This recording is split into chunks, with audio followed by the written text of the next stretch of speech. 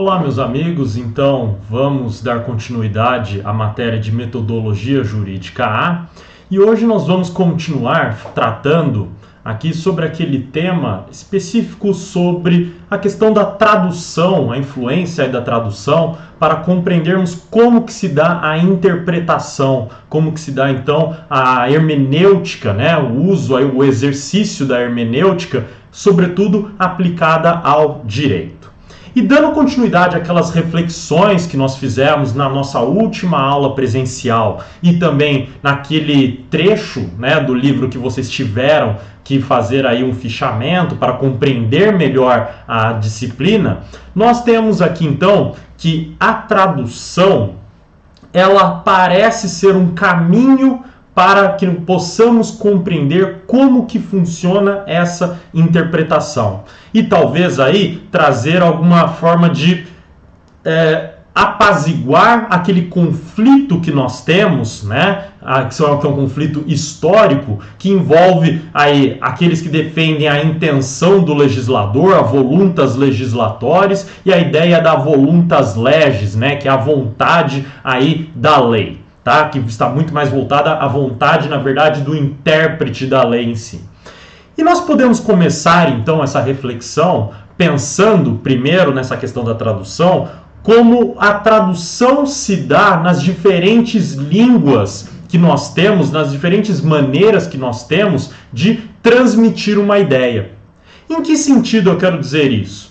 Que para tratar de um determinado assunto, determinado conteúdo em uma língua e em outra, nós temos, por vezes, regras das línguas que sejam coincidentes e, por vezes, não.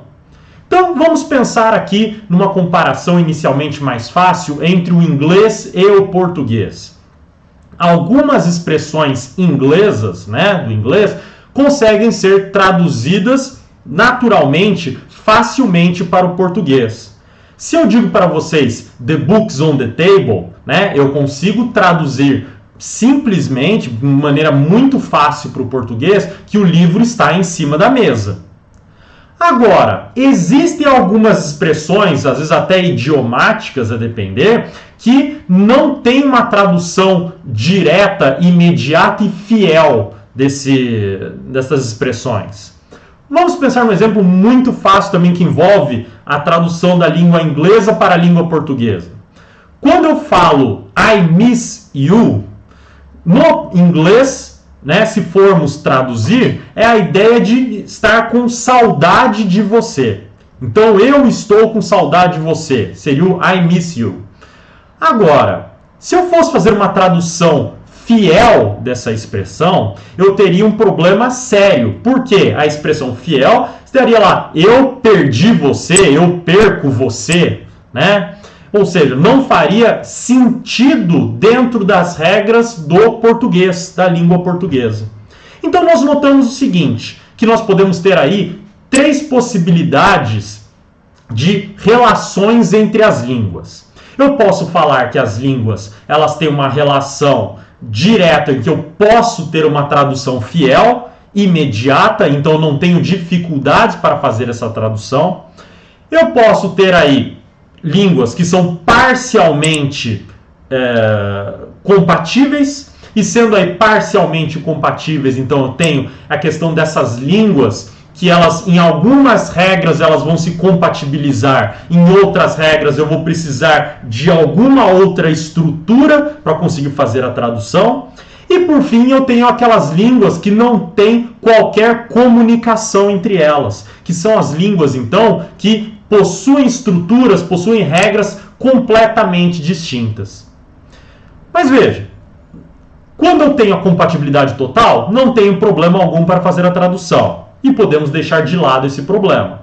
Agora, nos interessa compreender como que uma tradução parcial, ou então aí uma questão de tradução que tem total incompatibilidade, como que eu posso fazer então esse movimento de sair de uma língua para outra e não perder o sentido? E aí então é que entra a importância de se pensar que, numa análise comparativa entre línguas distintas, é preciso que exista entre elas uma língua racional que fará a ponte entre essas duas línguas. Vou dar um exemplo aqui para vocês que o próprio Tércio Sampaio Ferraz Júnior utiliza no livro dele para ficar fácil, tá? Vamos imaginar que você está lendo lá um livro de doutrina. Você está lendo, então, algum autor de direito civil, direito penal, seja lá qual for a matéria. E você tem aquela escrita do próprio livro e você tem a referência legal sobre aquele escrito. Então, se você está estudando direito penal, você pode estar estudando lá a parte sobre o homicídio e você tem o crime de homicídio previsto no artigo 121.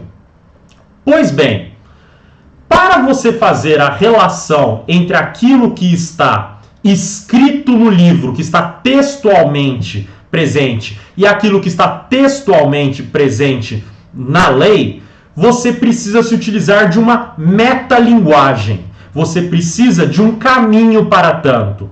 Um caminho que pegará o texto, seja da lei, seja do livro, e transformará esse texto em outras expressões que sejam mais palpáveis, mais simples para você, para que você crie essa ponte.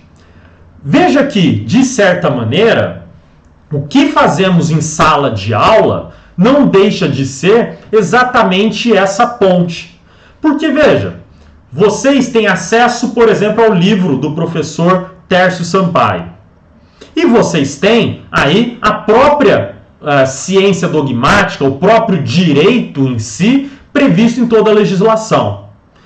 E vocês precisam fazer esse transporte para compreender como entender o livro do professor Tércio Sampaio, para compreender igualmente o que está previsto na legislação.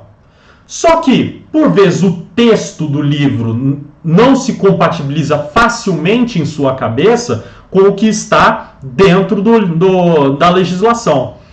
Por isso, você então frequenta uma aula, você se utiliza de comentários, você faz aí relações mentais sobre aquela matéria, aquilo que você está lendo, porque você se utiliza de uma terceira língua que fará uma nova construção de um desses textos para que você consiga compreender o outro.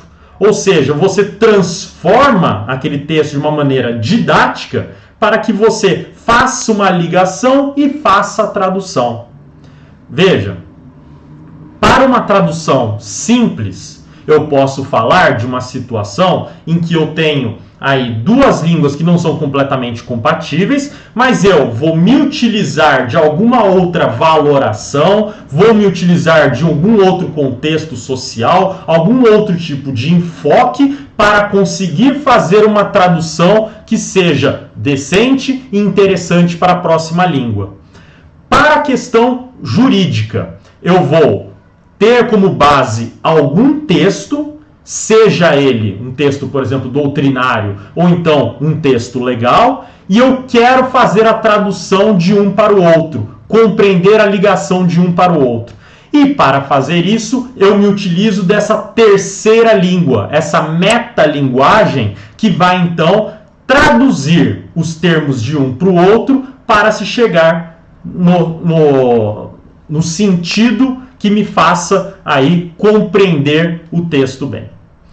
O problema é o seguinte, que a tradução, ela tem aí também um outro fator muito importante e que precisa ser aí levado em consideração. E qual que é esse fator? É o enfoque dado para os termos utilizados nessa tradução. Veja só, quando você vai, por exemplo, assistir um filme e você vê a legenda, ou então você vê alguma coisa, por exemplo, um jogo aí de videogame traduzido, ou então você pega um livro mesmo que é traduzido. Ele usa exatamente as mesmas expressões? Veja que não, né? Ele usa por vezes expressões diferentes para ficar mais fácil a compreensão na língua portuguesa. Agora, o problema é o seguinte, que a depender da expressão utilizada para essa tradução, você pode ter aí um déficit, né, um prejuízo no sentido original dado pelo autor. Ou seja, se você pega um livro traduzido, por melhor que seja a tradução, algumas substituições de algumas expressões pode dar um sentido muito mais, por vezes, imperativo para algumas expressões, ou então mais flexível para algumas expressões, do que foi a intenção original do autor. Então veja que o enfoque dado pelo tradutor, o enfoque que ele dá para as expressões, também influencia no momento da compreensão de um texto. Vamos jogar um pouco dessa ideia preliminarmente para dentro do direito? Pense o seguinte, que no momento em que eu tenho um tradutor, alguém então que vai me dizer como deve ser interpretada essa norma, ele pode dar enfoques diferentes naquela norma, fazendo com que algumas expressões ganhem maior destaque e conduzam a uma interpretação diversa daquele texto. Vou dar um exemplo simples aí de alguma questão de interpretação que nós podemos trabalhar dentro do direito, tá? Podemos pensar em dois grandes casos até, se for pensar de julgamentos do STF. O primeiro caso, que envolve um habeas corpus do caso Elvanger e também decisão recente em ação direta de inconstitucionalidade por omissão, ou então até mesmo por um mandado de injunção, que tratou do que significa e qual é o alcance da expressão racismo. Veja que a ideia, vamos dizer assim, original da expressão racismo, no momento em que foi colocada no texto constitucional e na criação da lei do crime de racismo, foi uma ideia aí de proteção contra o racismo perpetrado contra as pessoas negras. Mas veja, que no fim, o texto levado a cabo, aprovado e as expressões utilizadas puderam aí dar um enfoque muito maior para a expressão racismo. E isso foi percebido pelo STF. E que ele então deu enfoque diferenciado na tradução do termo racismo para que também abarcasse o caso, no caso do caso Elvanger, né? Que também abarcasse a ideia aí de um racismo praticado contra os judeus, veja, contra uma religião, sendo racismo, e também o racismo sendo praticado aí também no caso daqueles que sofrem aí homofobia e transfobia, conforme decidido aí em 2019 pelo STF. Então, veja só, nessas circunstâncias, nós vemos que o enfoque dado pelo tradutor no momento da sua tradução, ou seja, o enfoque dado por aquele que interpreta algum sentido da norma, que extrai algum sentido da norma, pode aí então conduzir aquela interpretação e o entendimento de maneira diferente. Eu posso então ter aí dificuldades para a compreensão até de um texto, né, na sua intenção original, a depender do enfoque dado por aquele que o traduziu. Isso acaba puxando algumas ideias interessantes para compreendermos aí como formatar um próprio texto em si e como interpretá-lo. Porque, veja, e aí é trabalhado bem pelo professor Tércio Sampaio, que ele vai falar o seguinte, que nós podemos trabalhar dentro dessa interpretação com questões de verticalização, ou até dizendo aí perpendicularidade do texto, e horizontalidade do texto e diagonalidade do texto. Como assim? Né? Parece assustador no início falar aí de transformar o texto numa questão perpendicular, né? Vertical, horizontal, né? Vertical, horizontal e diagonal. Mas é mais simples a ideia do que parece. Veja só, em um primeiro momento, quando eu quero transmitir alguma ideia às outras pessoas, eu seleciono algumas expressões para que elas sejam utilizadas para transmitir esse sentido. Logo, no momento em que eu vou transmitir uma mensagem, que eu vou estabelecer uma comunicação com o meu interlocutor, eu coloco palavras que ficarão dentro e fora do meu discurso. Ou seja, dentro da horizontalidade de interlocução com aquele que estou conversando, veja que quando eu estou conversando com alguém, eu estou numa situação horizontal de conversa com ele, eu tenho aí tenho expressões, melhor dizendo, que eu vou utilizar no meu discurso e outras que vou deixar de fora. Veja que a escolha das expressões, as escolhas dos termos a serem utilizados são muito importantes para a verificação e até do convencimento da parte contrária do que ela vai fazer ou deixar de fazer. Vamos dar um exemplo. Se eu chego para alguém e falo assim, escuta aqui, varre o chão, a pessoa vai entender essa forma imperativa minha de dizer como uma maneira até agressiva e que pode até levar a cabo uma situação que a pessoa se negue a realizar, a varrer o chão, aí, por exemplo, no meu exemplo, porque eu me utilizei de uma expressão aí muito dura para ela. E ela se nega porque ela fala assim, olha, se você faltou com respeito dessa maneira, você está falando de forma imperativa, como se fosse um chefe, como se estivesse acima de mim, eu não vou obedecer. Agora, se eu chego para essa pessoa e falo, por favor, você poderia me ajudar varrendo o chão ali? A pessoa pode pensar, bom, ele está pedindo com educação, ele está pedindo aí com cuidado e uma atenção, e ele está pedindo uma ajuda. Eu vou ajudar, vou varrer o chão para aquela pessoa. Veja, aí eu tive uma questão de dentro e fora desse discurso na sua horizontalidade. Eu escolhi certas expressões para serem colocadas à disposição, colocadas aí no foco de todos. Enquanto que outras eu escondi, deixei de fora desse meu discurso.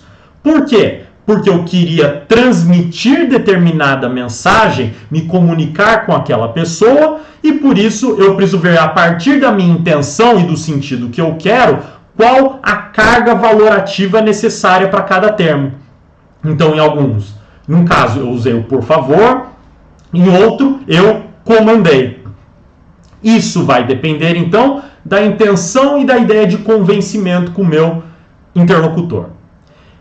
Muito bem, se estamos numa situação de dentro e fora, significa o seguinte, que aquelas expressões que estão dentro do meu discurso, elas também ganham em verticalidade. E por que elas ganham em verticalidade? Porque elas hierarquicamente, veja, tratadas aí de forma hierárquica, elas ganharam maior destaque do que aquelas que estão fora. Então veja, as palavras escolhidas, as expressões escolhidas, as frases, né, os enunciados aí, escolhidos por mim para fazer parte do meu discurso, elas estão dentro e alto, né? Estão por dentro e alto. Agora, as que ficaram de fora, elas estão fora e baixo, né? Numa questão de hierarquia, elas estão do lado de baixo e de fora. Por quê? Porque elas ficaram de fora desse meu discurso, não ganharam aquela atenção necessária.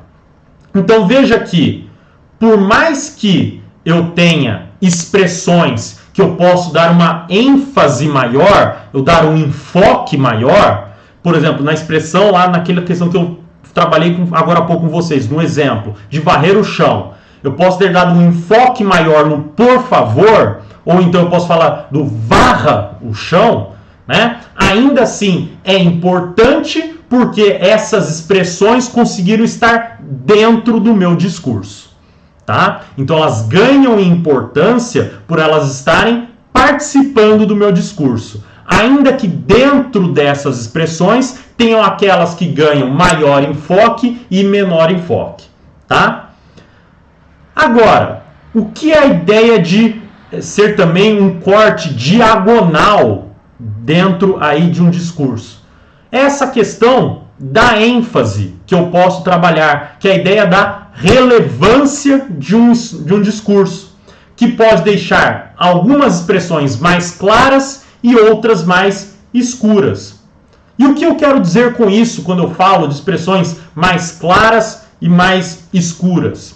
Eu quero dizer o seguinte, que embora eu tenha aí expressões que estão altas e baixas dentro de um discurso, o fora e o baixo não necessariamente são conjugados. Assim como o alto e dentro não necessariamente também estão conjugados.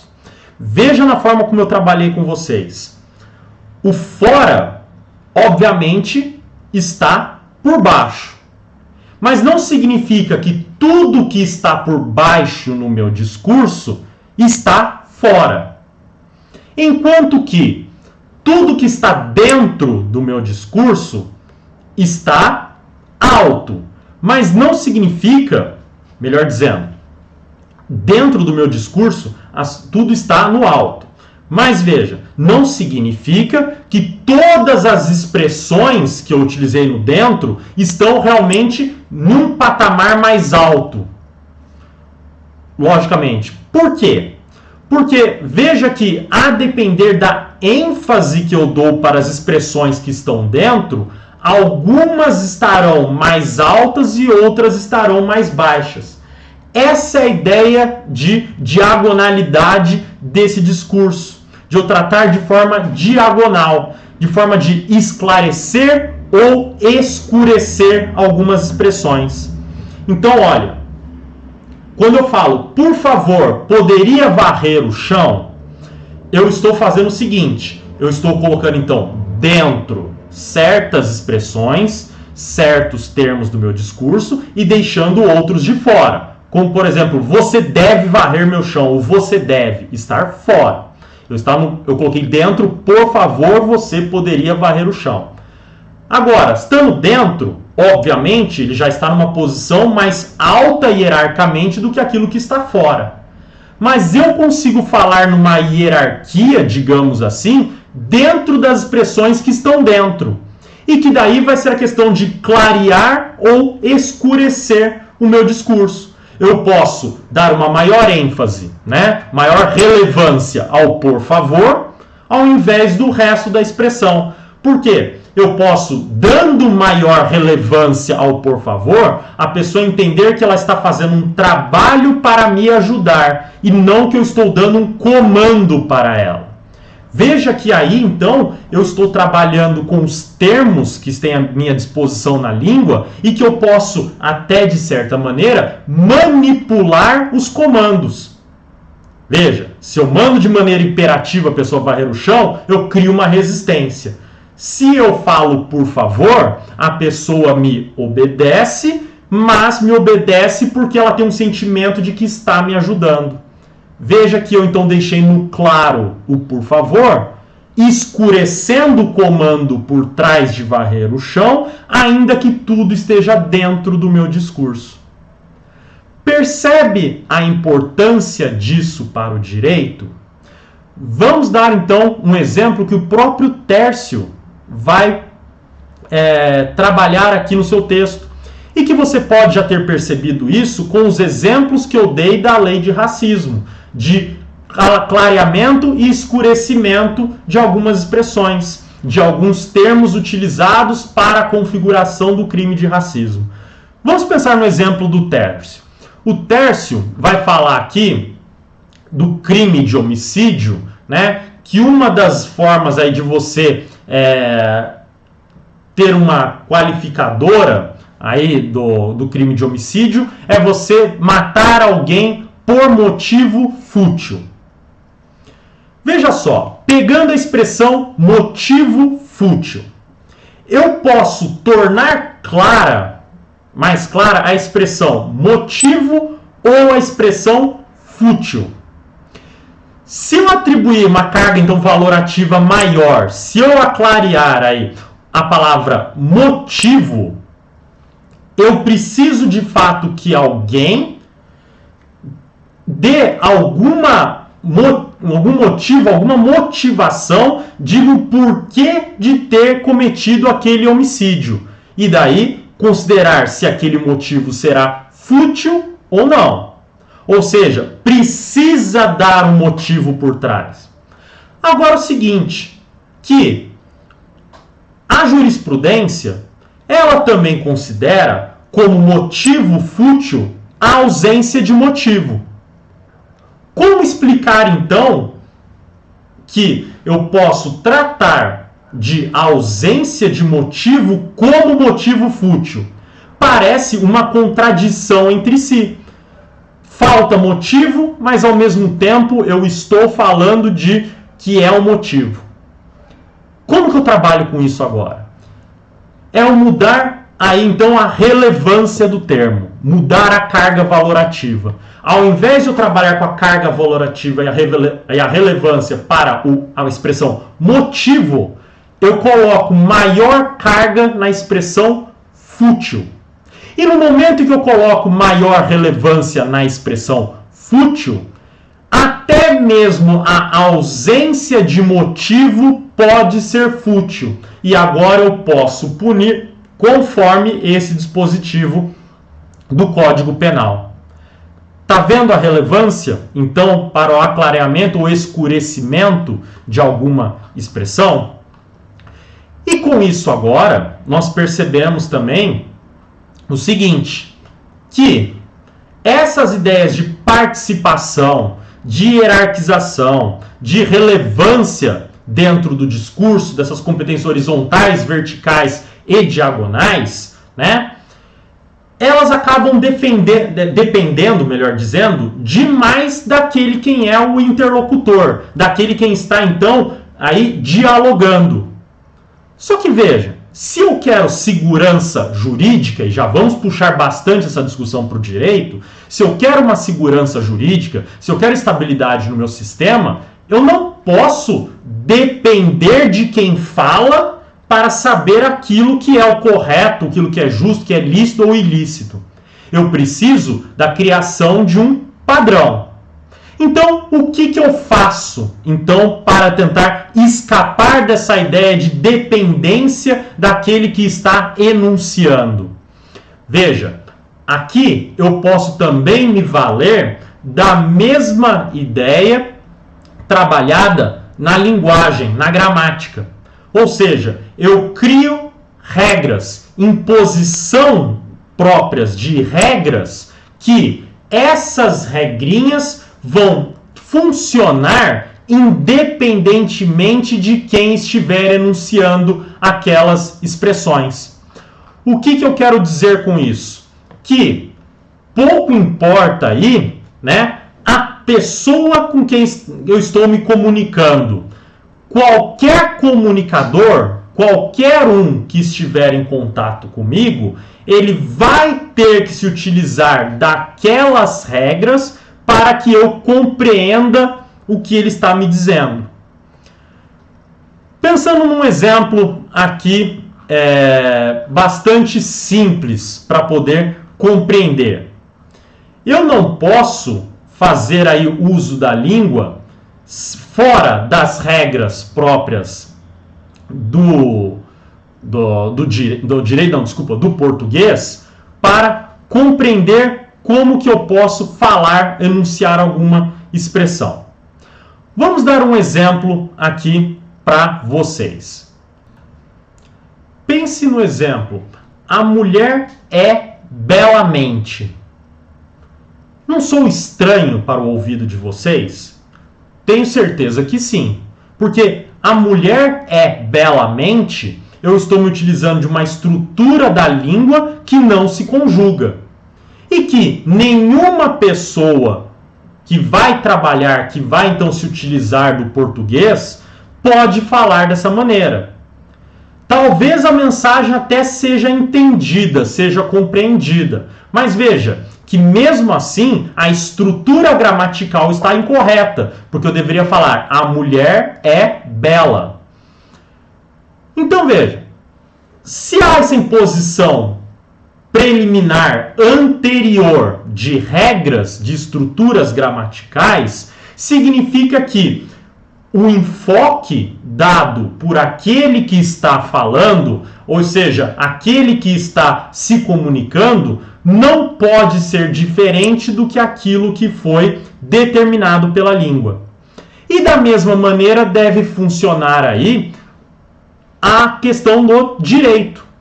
Que o direito, então, vai impor determinadas regras, vai impor determinadas meta-regras dentro do seu sistema que impedem que aquele que está trabalhando com o direito possa interpretar da maneira que bem entender. Veja, nós temos um problema seríssimo dentro do direito, que é a questão da mudança de sentido das expressões e enunciados, né, conforme o tempo. Então, a sociedade se altera, se modifica ao longo do tempo e, por consequência, nós teríamos aí uma talvez modificação do sentido dos termos jurídicos. Só que isso não é possível e nem desejável, porque senão você torna o direito completamente flexível. E essa flexibilidade acaba por destruir justamente qual que é a finalidade do direito, que é justamente dar segurança, né? Dar estabilidade e previsibilidade para o sistema. Por isso, então, deve ser aí realizada uma criação de algumas regras básicas que vão aí nortear a interpretação e não vão sofrer com pelo menos grande intensidade os movimentos do tempo. Com isso, então, há a neutralização desses comunicadores. E essa neutralização e essa forma, então, de você criar essas regras se dá por meio de um poder simbólico, uma violência simbólica que pode ser aí prevista tanto na língua como dada por uma autoridade, por alguém que está por trás aí, né, que tem uma relação aí de poder que vai então impor para todos os demais, independentemente de quem seja, que essa pessoa vai aí, ou esse ente, e nós vamos trabalhar isso em breve, né, vai exercer esse poder de violência simbólica que me obriga a seguir aquelas regras e não desrespeitá-las, tá? Agora, quem que de fato exerce esse poder de violência simbólica?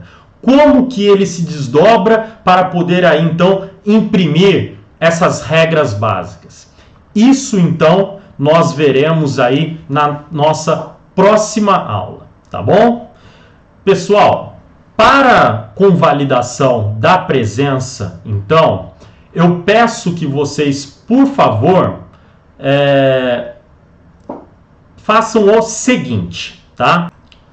Eu quero que vocês peguem o artigo 1814 do Código Civil, inciso 2º, e coloquem dentro dessa concepção de dentro e fora, verticalização e também de diagonalidade do discurso.